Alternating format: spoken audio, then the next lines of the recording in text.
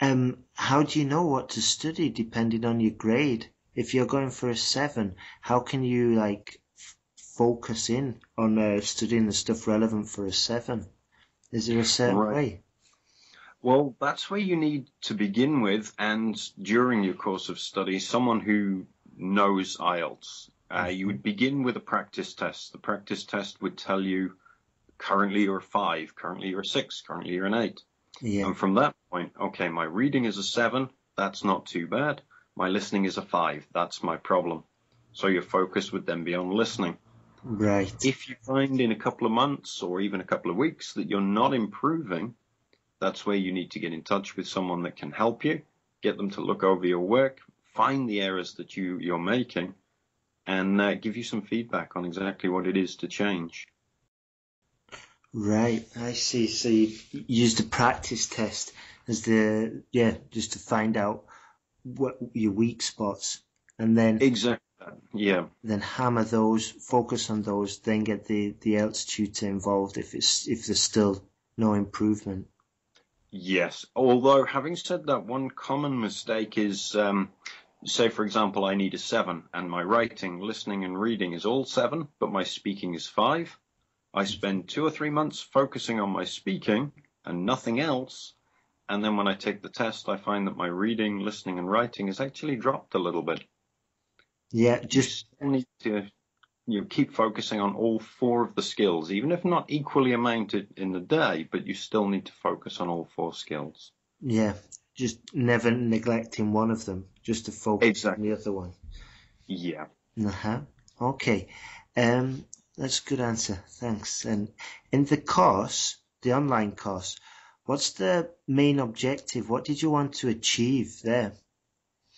Well, it seems that with an academy or any kind of established school where you have to attend a class, you have a lot of professional people or a lot of people with just responsibilities, children, family, other things.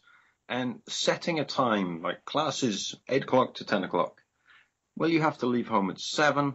You finish the class, the teacher takes a break. You didn't understand something, but everyone else did, so you don't say anything. Our aim really was to create a learning environment that was absolutely minimum fuss to be able to access at any time for any length of time, and for the student to be able to decide exactly how fast or how slow they want to go. So basically, learner-centered learning, I suppose. Yeah, yeah. And plus you get the advantage of the technology. I imagine with some of the modules on the course, is it like instant feedback? I mean, do they do a quiz or like a certain sentence and they get the feedback instantly when they do the modules? That's right. That's right. Every lesson starts with pre-lesson vocabulary, the language that you'll need to get the most out of the lesson. Yeah. During the lesson, a point is taught and then a point is tested. And then at Right. the end of the lesson, all of those points are tested again in an end of lesson test. And once all of the lessons have been completed, there are, of course, complete practice tests to apply those skills to a complete IELTS preparation test. Right. Wow. So they get like the instant feedback. They know Yes. exactly if because one thing's reading the textbook, trying to incorporate it, and then moving on to the next. With that kind of method, there's no feedback, or maybe you have to wait a few days until you see your teacher to get the actual feedback. But the thing I like with the technology and taking advantage of it is you get the instant feedback, so they know exactly it's yes or no. And if it's no, you can go back, study again, and get your answer. Whereas the traditional way, it's a bit hit and miss, isn't it? Exactly. No, I would agree with that for sure. Is the material in your book, because you have a book published called High Impact, is that very different from the online course? All of the material is different. We don't use any of the same content simply because when the book was published, the rights to that actually went to Pearson Education. It's no Right, longer my content as such. But the right. main thing with the book is 200, 300 pages is quite a thick textbook. Mm-hmm. But actually, when you look at it, there's not a lot of content in 200 or 300 pages.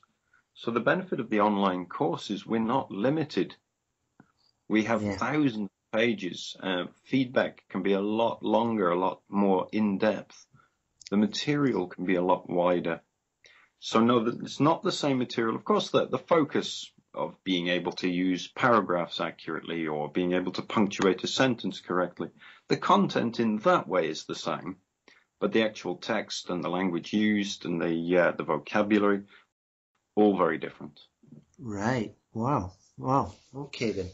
It's interesting. And I imagine as well, obviously it's updated, it's more up to date and covering more relevant topics because it's constantly being modified and edited, I imagine. That's right. Actually, since the book was published, IELTS has changed a few times, only in minor ways, but it's a lot easier to reflect those changes on an online course. We add about 5 to 8 hours of material a week to the online course. Wow. Whereas, of course, when a book's published, it's published. There's not much you can do about that. So, what do the videos on the course cover? Well, it depends what section of the course. There's, let's say you were looking at maybe the grammar or the listening. It would begin with the very basics of what IELTS is looking for you to do. The videos are interactive. They are animated. Now, they're not actually people. It's information. We found that putting information on screen is a lot better for visual learners. So the videos cover everything from the basics of what the examiner's looking for through to how to prepare your answer, what you should be doing with the time you're given, right through to actually having a completed piece of work. Thanks for listening to IELTSPodcast.com. And remember to leave your email for updates and early access to new podcasts.